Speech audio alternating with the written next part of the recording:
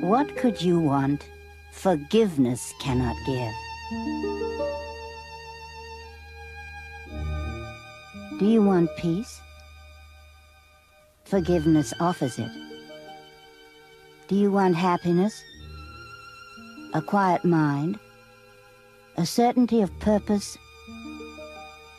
And a sense of worth and beauty that transcends the world? Do you want care and safety and the warmth of sure protection always? All of this forgiveness offers you. Forgive the world, and you will understand that everything that God created cannot have an end. And nothing He did not create is real. In this one sentence is our course explained. These are not ordinary books. They were dictated, not written. They are about love, about forgiveness, and about inner peace. They contain a whole philosophy for living in our times. And this is the story of how they came into being. I was a psychologist, educator, conservative in theory and atheistic in belief. I was working in a prestigious and highly academic setting, and the job was ghastly at first. The hospital didn't provide space for our projects, and when we were finally housed in the new research building, it was the most difficult situation of my professional life. The work was oppressive and carried out in an atmosphere of suspicion and competitiveness, and interpersonal harmony was depressingly lacking. Then something happened that triggered a chain of events I could never have predicted. We had worked together for a number of years, actually from 1958 until the summer of 1965, with a good deal of improvement in terms of the organization of the psychology department at the hospital, but we weren't really at peace. And one day I gave Helen a little speech. This was in June of 1965 before we were going to a meeting. Essentially what I said is, there must be a better way of living and working in the world, of handling our personal and professional relationships and problems, and I'm determined to find it. This was kind of a long speech for me, and I remember feeling at the end of this that Helen probably was going to laugh, but to my amazement, quite the contrary. She said, "You're absolutely right, Bill. We'll find this other way together." And that was the beginning of a joint commitment which the two of us made. Miracles occur naturally as expressions of love. The real miracle is the love that inspires them. In this sense, everything that comes from love is a miracle. As a research psychologist, Helen couldn't understand this flood of mental imagery, these various psychic experiences that she kept having, and it had a cumulative impact on her during the summer of '65. She kept wondering, am I losing my mind? Am I going crazy? How do I reconcile this with my role as a scientist? So her conflict certainly increased enormously during that period. This psychic phase ended abruptly with a particularly clear picture episode in which I knew I had made an irrevocable choice. I saw myself entering a cave cut into a rock formation on a bleak, windswept sea coast. What I found in the cave was a large and very old parchment scroll. Its ends were attached to heavy gold-tipped poles, and the scroll was wrapped around them so that they met in the middle of the scroll and were tied tightly together.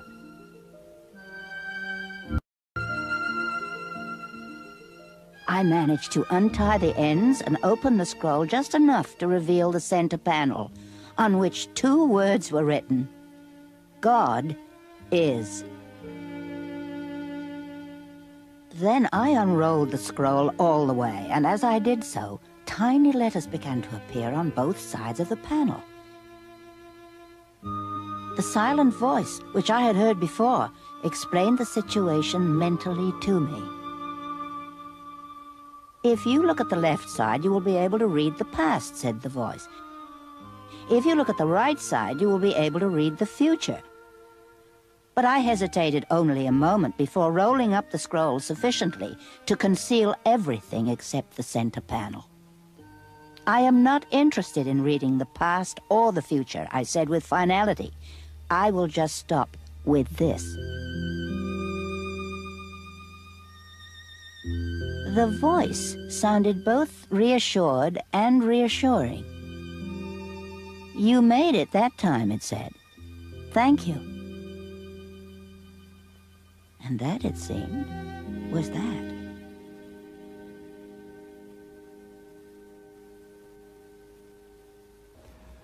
One night she called me, and this was in October, and said, "You know, that inner voice refuses to go away.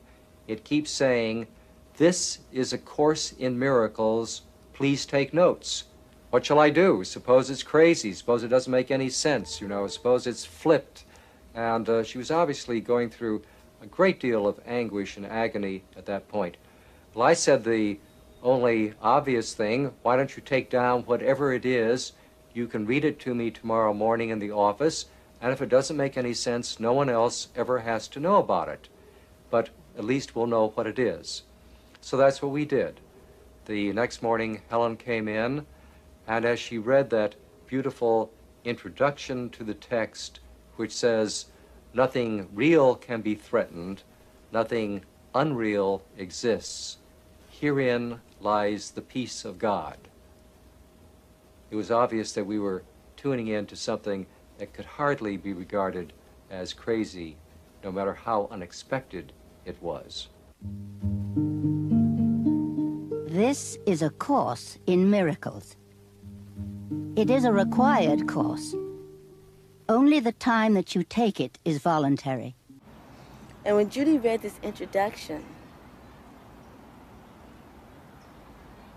I had this experience that I hadn't experienced since I was a child. I was one with everything in the room.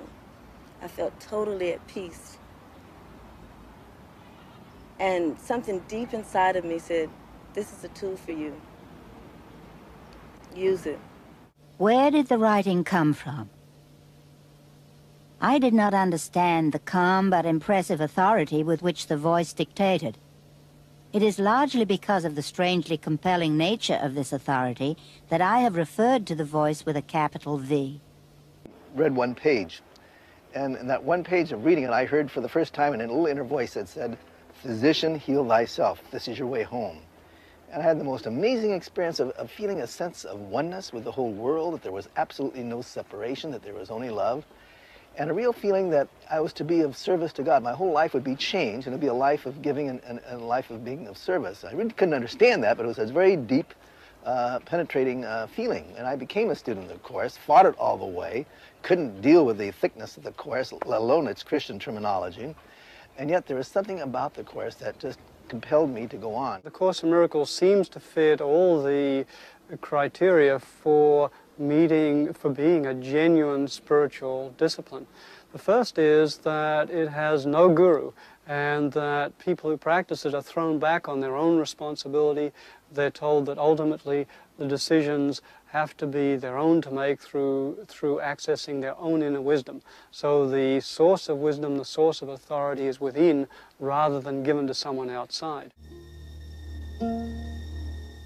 Tolerance for pain may be high, but it is not without limit. Eventually, everyone begins to recognize, however dimly, that there must be a better way. As this recognition becomes more firmly established, it becomes a turning point. This ultimately reawakens spiritual vision.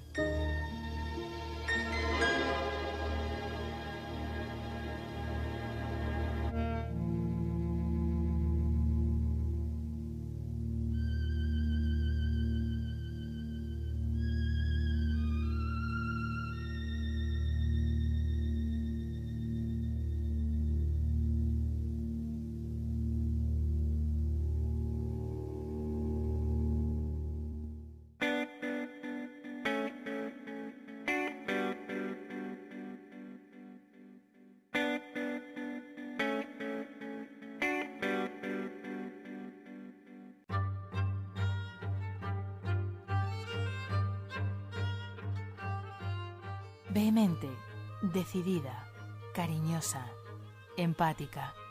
Así es Dani, una brillante mujer nacida en México, DF, que llegó a Torreón por azares del destino. Licenciada en publicidad, con formación en terapias alternativas como Reiki, cromoterapia, ángeles, terapia floral, con 2 diplomados en el método Maggie Block y entrenada en constelaciones familiares con Bert Hellinger, es una terapeuta por convicción, enamorada de su labor, que disfruta mucho de guiar las meditaciones y talleres que facilita. Todo comenzó tras un accidente automovilístico. Afortunadamente no le pasó nada, pero empezó a tener enfermedades recurrentemente y la relación con su familia era distanciada. Fue entonces cuando comenzó a buscar otra manera de vivir. Su mamá la invitó a tomar el curso de milagros que hacían en su centro holístico y que tantas veces había rechazado. Esta vez, Dani sintió en su interior que era el momento de tomarlo y dijo sí. A las pocas sesiones, el instructor que lo impartía, Ensi, le dijo que no podría llegar al curso, que si podría hacer el favor de darlo ella. Así, sin saber cómo y con mucho miedo, comenzó este hermoso viaje.